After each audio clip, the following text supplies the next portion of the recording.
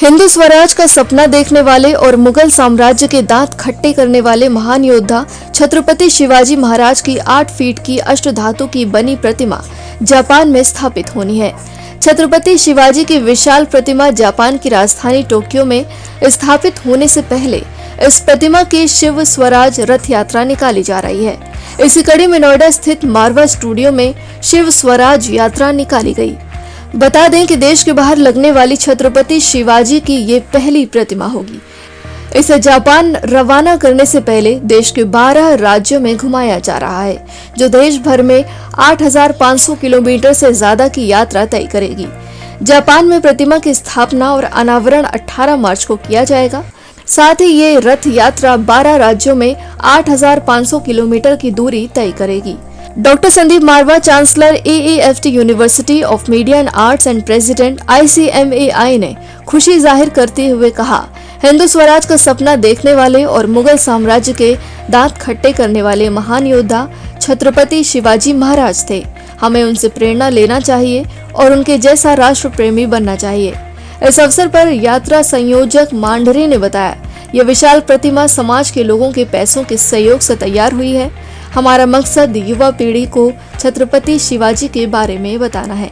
इस बारे में तो सबसे पहले हम मारवा स्टूडियो का शुक्रिया अदा करना चाहते हैं कि उन्होंने हमें कुछ ही टाइम में उन्होंने हमने इन्विटेशन दिया कि आप वहाँ मूर्ति हम ला सकते हैं, तो उन्होंने कहा क्यों नहीं ला सकते, क्योंकि छत्रपति शिवाजी महाराज की जो मूर्ति है वो हमारे स्टूडियो में आ जाएंगे तो बाकी सारे लोग भी यहाँ उसका दर्शन करेंगे और ये टोक्यो में भी इसका असर होगा। जिस तरह की सब जैसे हमने ये यात्रा निकाली शिव स्वराज यात्रा, ये 7,000 किलोमीटर का प्रवास करके अभी आज दिल्ली में आई कल ही, तो हमारा यही मकसद है कि पूरे 12 स्टेट से ये इस यात्रा करके जैसे दिल्ली आई है जैसे टोक्यो जाएगी, तो टोक्यो में इसका यही मकसद है कि जो नई पीढ़ी है उनको भी पता चले कि छत्रपति शिवाजी महाराज ने कैसे योगदान किया है, और वहाँ के नई पीढ़ी को समझ में आना चाहिए कि हमारे जो राजा थे उनके बदौलत हमें जो स्वराज्य मिला है, अभी तक इंडिपेंडेंस जो मिला है, कि इनकी बदौलत मिला है तो कैसे रखना है। और और एक बात है कि छत्रपति शिवाजी महाराज की उन्होंने कभी महिलाओं को जो सम्मान दिया है और उनका सम्मान और किसी राजा ने दिया है नहीं पता, लेकिन जिन तरह उन्होंने सम्मान दिया है तो किसी भी उन्होंने जब उनकी लड़ाई होती थी तब उन्होंने जब कभी कोई महिला या लड़कियां उनके जो आर्मर के लोग या फार्मर आप जो बोल रहे हैं सैनिक बोलते थे कि उनको लेके जाते थे तो वो कहते नहीं ये हमारी लड़ाई उनके साथ नहीं है, वो हमारे माता जैसी और बहनें जैसी है, वो उनको सम्मान करते थे।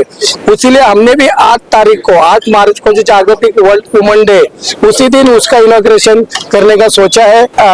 ये शिवरात्रि यात्रा जो 7,000 किलोमीटर आपने सबने सुना है कि ये तय करके आई है इतना बड़ा सफर, और ये करते टाइम हमारा मकसद जैसे हेमंत जी ने कहा वही था कि आज की पीढ़ी के सामने एक इस तरह की लीडरशिप और एक रोल मॉडल जिसकी जरूरत है आज की पीढ़ी को, वो शिवाजी महाराज से बेहतर कोई भी नहीं हो सकता। और he is a leader not just for Indian youngsters but he is a global leader, और उसी के चलते हमने उनकी जो रथ यात्रा निकाली है, मतलब ये जो इंडो जापान शिव स्वराज रथ यात्रा इसको नाम दिया हुआ है, और ये रथ यात्रा पूरे भारत को कवर करते हुए टोक्यो पहुंच रही है, और उसी में वो है कि he is a global leader.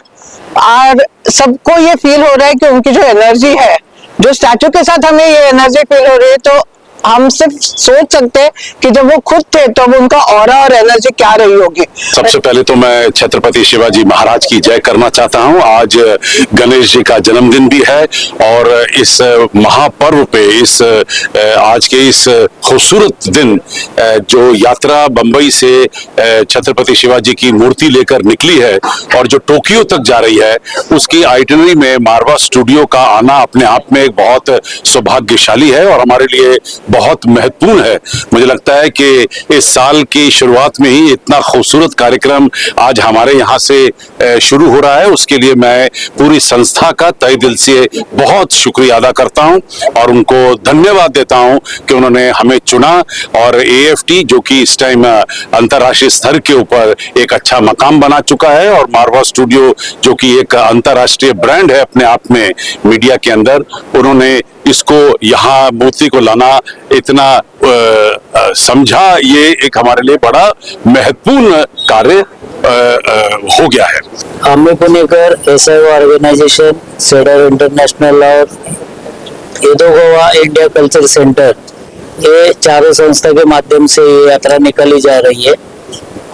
आने वाले 8 मार्च को ये जो मूर्ति जो है आप देख रहे हो, वो जापान में जापान के सम्राट नारुहितो उनके हाथ से विस्थापित होने वाली है।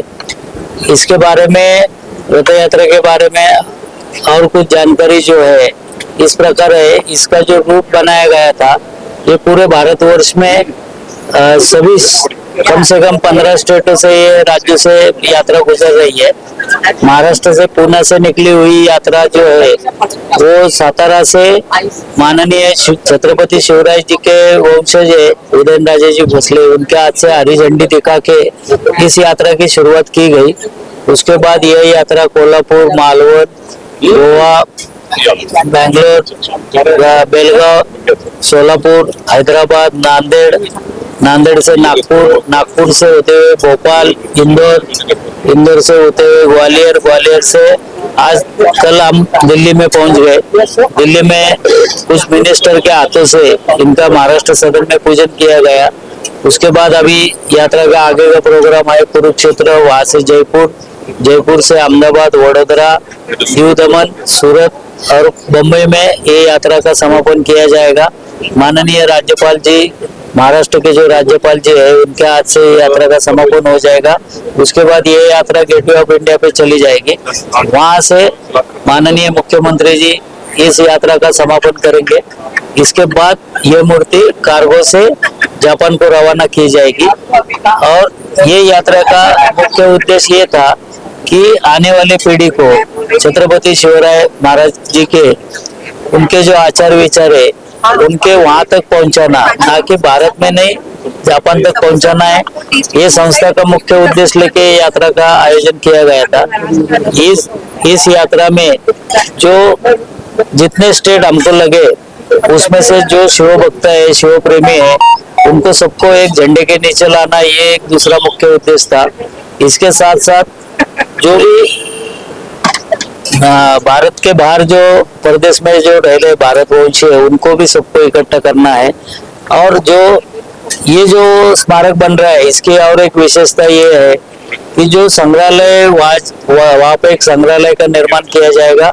उस संग्रहालय में अभी के जो मीडिया का जो नया सिस्टम्स आया है, जैसे कि आप LED पे देखते हो, क्योंकि कुछ चीजें हम भारत से भेज नहीं सकते जापान को, इसलिए उसका विजुअल इफेक्ट्स या 3D इफेक्ट्स के माध्यम से उसके जो छत्रपति शिवराय महाराज ने जो युद्ध नीति में जो शस्त्रास्त्र यूज किया था, जो हथियारें यूज की थी, उनका प्रदर्शनी भी मीडिया के माध्यम से दिखाई दी जाएगी, ताकि जापान के लोगों को ये भी पता चले कि युद्ध में क्या क्या नीति अपनाई गई।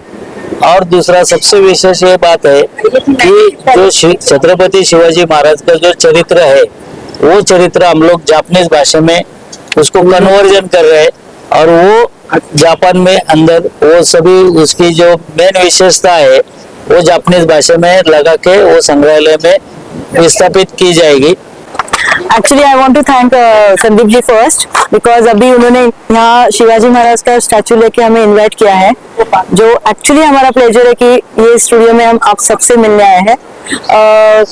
सबने सब बात कही है, मैं सिर्फ इतना ही कहना चाहती हूँ कि जो यंगस्टर्स है वो बहुत इंस्पायर है। जब से वो यात्रा स्टार्ट हुई 15 से, इतना जल्लोष करके वो शिवाजी महाराज को ये कर रहे हैं। और अगला हमारा ये है कि बहुत सारे अलग कंट्री से भी हमारा इन्विटेशन आया है, जैसे US से आया है, पोलैंड से आया है, बहुत सारी कंट्री से आया है। तो हम लोग ये चाहते हैं कि जो यंगस्टर्स है उनको, जैसा भी इन्होंने कविता बोल के दिखाई, तो आज मुझे नहीं लगता कि किसी को बाय हार्ट लर्न होगी शिवाजी की कविता या आरती या कुछ भी, तो वो होना चाहिए। और वो लोग सब एक अच्छा लीडर कैसा होना चाहिए, जैसे कि अभी आप मोदी जी को भी देख रहे हैं, तो वो उनको डायरेक्टली तब का वो इतिहास पता चले, ये हमारा ऑब्जेक्ट है जो हम सफल होते हुए देख रहे हैं।